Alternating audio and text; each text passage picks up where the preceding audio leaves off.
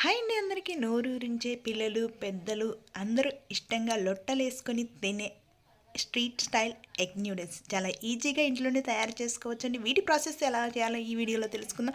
ముందుగా ఒక బౌల్లో వాటర్ తీసుకొని అందులో 1 teaspoon oil 1 teaspoon salt add చేసి వేడి చేసుకోవాలి. ఇలా వేడి చేసిన వాటిలో న్యూడిల్స్ని యాడ్ చేసుకొని ఒక 80% కుక్ అయ్యేలాగా కుక్ చేసుకొని వీటిని పక్కకు తీసుకోవాలి. ఇలా పక్కకు తీసుకున్న న్యూడిల్స్లో కూల్ వాటర్ యాడ్ చేసి పక్కన పెట్టుకోవాల్సి ఉంటుంది.